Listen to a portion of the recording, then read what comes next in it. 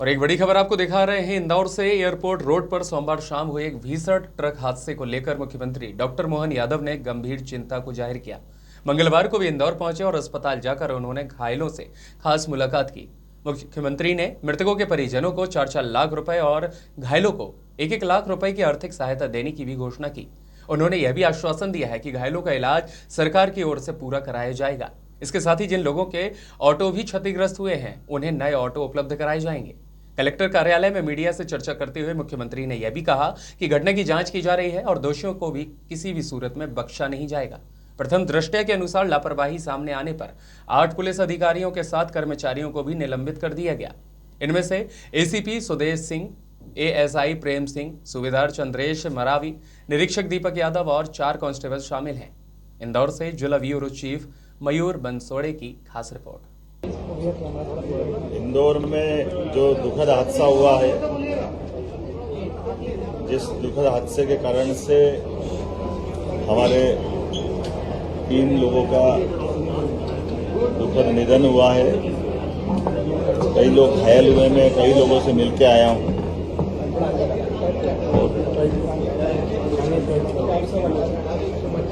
मिलके आने के साथ हमने सभी घायलों को पूरा इलाज कराने का, जिनकी ऑटो वगैरह टूटी उनको ऑटो दिलवाने का, प्रत्येक मृतक को 4-4 लाख रुपया, घायल का पूरा इलाज कराने के अलावा भी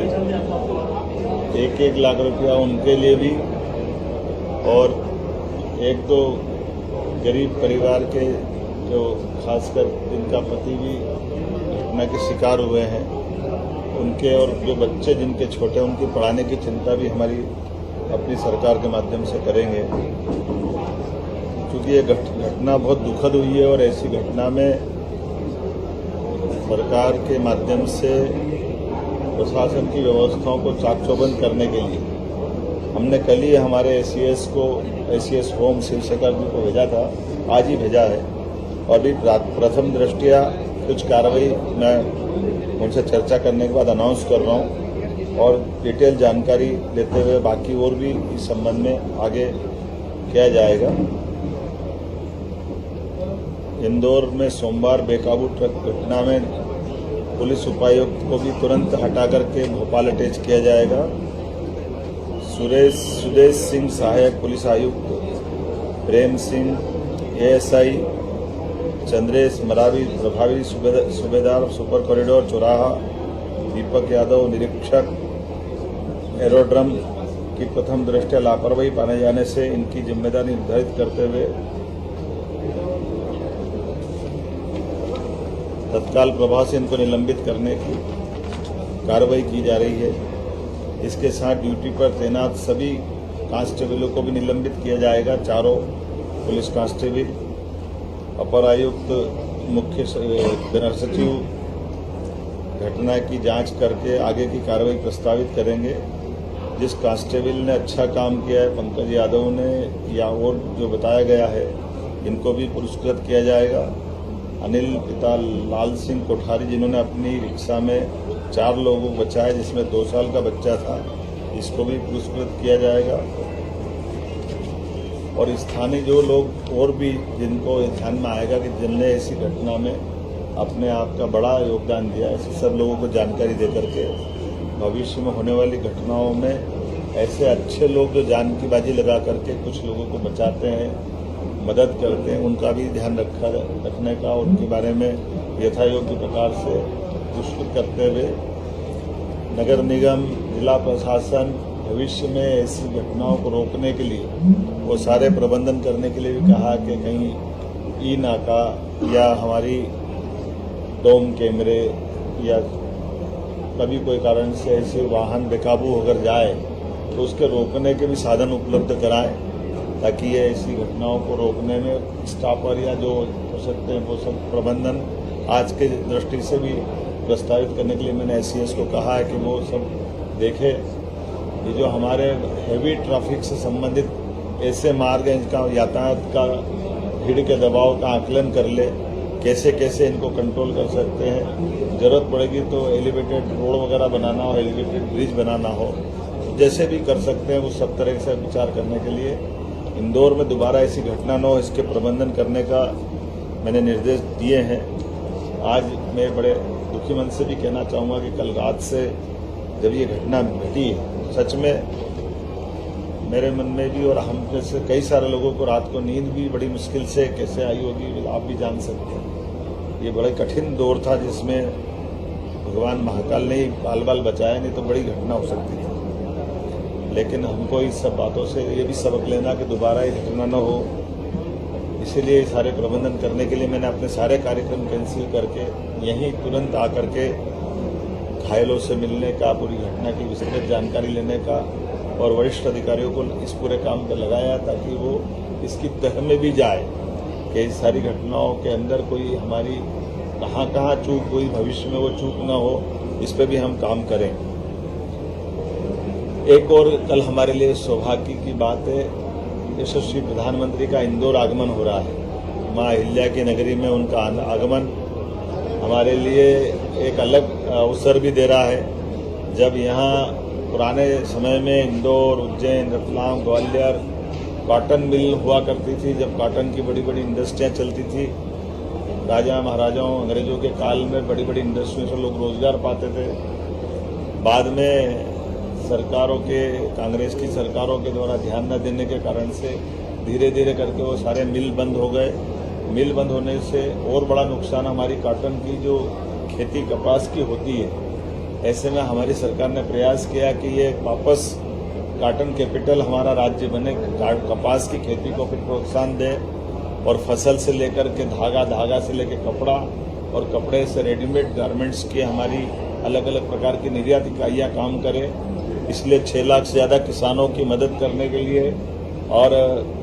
इस धार के पास बदनावर तहसील में बड़ा इंडस्ट्रियल पार्क, पीएम मित्रा पार्क बनाने की जो हमारी अपनी योजना है, कल माननीय प्रधानमंत्री जी उसका भूमि पूजन करने आ रहे हैं। इस अवसर पर स्वस्थ नारी, सशक्त परिवार और पोषण अभियान की भी वो शुभारंभ करेंगे। ये सेवा पखवाड़ा भी हमारा रहने वाला है, जिसके कारण से भविष्य में हमारे परिवार में माता बहनों की सुविधा के साथ अभियान के अंतर्गत एनीमिया की रोकथाम, संतुलित आहार, मासिक धर्म पर स्वच्छता जागरूकता अभियान इत्यादि प्रकार से कई कार्यक्रमों की शुरुआत होगी। हमारे द्वारा ये जो पीएम मित्रा पार्क है, लगभग 2158 एकड़ में होने वाला ये बड़ा पार्क है, जिसके माध्यम से विश्व स्तरीय सुविधाओं से सुसज्जित किया जाएगा। ये देश में 7 पीएम मित्र पार्क लोगों को रोजगार उपलब्ध कराने के लिए माननीय प्रधानमंत्री जी की कल्पना के बाद अपना साकार रूप ले रहे हैं। लेकिन हमारे लिए और आनंद की बात है कि इसका सबसे बड़ा और सबसे पहला पार्क का भूमि पूजन हमारे यहाँ ही हो रहा है। और इसकी एक और बात है कि जब हमारे विकास का शुभारंभ होगा, मई समान रूप से 11 तारीख तक पूरे पार्क की सभी लैंड का अलॉटमेंट देश के बड़े बड़े स्वनाम धन्य सारे कॉटन और कॉटन से जुड़े हुए इंडस्ट्री वाले, सभी प्रकार के कपड़ा बनाने वाले हमारे उद्यमियों ने हमारे इस पूरे प्रोजेक्ट के लिए अपनी बढ़ चढ़ कर के भूमि अलॉटमेंट में हमारी आज की स्थिति में सारी जमीनों के प्रोजेक्ट के प्रस्ताव को सभी उद्योगपतियों ने न केवल लिया है बल्कि उसकी राशि जमा कराने की दिशा में भी ठोस कदम बढ़ा करके वो आगे बढ़े। तो ये एकमात्र ऐसा पार्क बनेगा, इस इंडस्ट्रियल पार्क, जिसमें एक तरफ इंफ्रास्ट्रक्चर के काम भी होंगे, दूसरी तरफ समान रूप से इंडस्ट्रियों के अपने अपने निर्माण भी चालू हो जाएंगे। अर्थात ये नहीं कि खाली हम अपने निर्माण पार्क के अंदर की सड़क और अधोसंरचना के करेंगे, कारखाने बाद में आएंगे, ये दोनों एक साथ होंगे। मैं इस बात के लिए हमारे राज्य के युवाओं की दृष्टि से, गरीबों की दृष्टि से, महिला और किसानों के लिए ये कपास और बाकी सब लोगों के लिए रोजगार के बड़े अवसर देगा, जब इसमें 1 लाख से ज़्यादा लोगों को रोजगार मिलेगा और 6 लाख से ज़्यादा किसान परिवारों को इसको लाभ मिलने वाला है। यहीं पर हमारा 20 MLD का कॉमन ट्रीटमेंट प्लांट, 10 MVA का ऊर्जा संयंत्र, पानी बिजली की सुरक्षा की, आधुनिक सड़कें बनाने की, 81 प्लग एंड प्ले यूनिट्स इत्यादि कई प्रकार के काम हम यहाँ करने वाले हैं। पीएम मित्रा पार्क में भरोसा जताते हुए अभी तक 23,146 करोड़ के निवेश के प्रस्ताव हमको मिल गए हैं। ये अभी हमारे लिए बहुत बड़ी अपने आप में, और इसी के साथ साथ वस्त्र उद्योग से जुड़े बड़े संगठन और उद्योग समूह ने निवेश के बारे में अपने प्रस्ताव हमको दे दिए हैं। धार से निर्मित वस्त्र और परिधान अब सीधे ग्लोबल अर्थात विश्व के मार्केट पे जाएंगे, जिसके कारण से मध्य प्रदेश टेक्सटाइल हब के रूप में जाना जाएगा। मैं मान के चलता हूं कि प्रधानमंत्री मोदी के 5F के अनुसार फार्म से फाइबर, फाइबर से फैक्ट्री, फैक्ट्री से फैशन और फैशन से फॉरेन तक ये वैल्यू चेन हमारे यहाँ बनने वाला रहेगा। हमारे बीच में आज जब ये मैं पार्क की बात कर रहा हूँ तो इसके आधार पर कई सारी सौगातें और भी मिलने वाली है और सेवा पखवाड़े के माध्यम से 17 सितंबर से 2 अक्टूबर तक स्वच्छता सेवा अभियान, जिसकी जन भागीदारी, स्वच्छता सेवा, जन कल्याणकारी कार्यक्रम अलग अलग प्रकार से जो हमने पूर्व में बताए हैं, मैं इस अवसर पर एक बगिया माँ के नाम से लगा करके हमारे स्पोर्ट्स की सभी प्रकार की एक्टिविटी और बहुत सारे कामों के बारे में भी हमारी अपनी सरकार के माध्यम से सामाजिक संगठन, राजनीतिक दल सबको जोड़ करके इस पर काम कर रहे हैं। कल सुमन सखी चैटबॉट की लॉन्चिंग भी माननीय प्रधानमंत्री जी के द्वारा हो गई, जो प्रधानमंत्री सुरक्षित मातृत्व अभियान के माध्यम से मातृ एवं शिशु स्वास्थ्य में जागरूकता के लिए सुमन सखी चैटबॉट लॉन्च करेंगे। सिकल सेल स्क्रीनिंग के 1 करोड़वें कार्ड का भी कल वितरण, एक तरह से हमने ये अलग अलग प्रकार की सिकल सेल एनीमिया की जांच का जो अभियान चलाया, लगभग 1 करोड़ लोगों की जांच हमने करी है। ये बड़ा अभियान, तो इसका 1 करोड़वां कार्ड कल हम वितरण करेंगे। प्रधानमंत्री मातृ वंदना योजना के अंतर्गत मातृत्व के सम्मान, सशक्तिकरण, ऐसे कई कामों को हाथ में लेकर के देश भर की पात्र महिलाओं के खाते में भी योजना की राशि अंतरित करेंगे, जिसमें 1 लाख से ज्यादा माताएं बहनें हमारे राज्य में भी लाभान्वित होगी। आज के इस अवसर पर मैं पुनः कल पधारने वाले माननीय प्रधानमंत्री जी का आपके माध्यम से अभिनंदन करूंगा। आज के इस दौर में जब स्वदेशी के भाव को बढ़ावा देते हुए अतीत का वो गौरवशाली पृष्ठ को माननीय प्रधानमंत्री जी के माध्यम से हम पुनः जीवंत कराएंगे, जब न केवल रोजगार मिलेगा और रोजगार भी हमारे किसानों के द्वारा उत्पादित फसल के लिए कपास के आधार पर वापस हमारा वो दौर वापस आने वाला है। आइए हम सब माननीय प्रधानमंत्री जी का पलक पावड़े बिछा करके अभिनंदन करने वाले हैं और उनके माध्यम से रोजगार की जो सौगात मिल रही है, ये कई लोगों के जीवन में बदलाव लाएगी। युवा, महिला, गरीब, किसान सबके जीवन के लिए कल का दिन मील का पत्थर रहेगा। मैं आज के इस अवसर पर खास करके जैसे कल बीती घटना के कारण से मेरा मन भी व्यथित है, हम सब इस दुख में भी शामिल हैं, लेकिन एक बाबा की लीला है, कोई ऐसा खराब समय था जिसके कारण ये घटना घटी है। लेकिन मैं आश्वस्त करता हूँ अधिकारियों को, हमने ताकीद किया है किसी हालत में दोबारा ऐसी घटना नहीं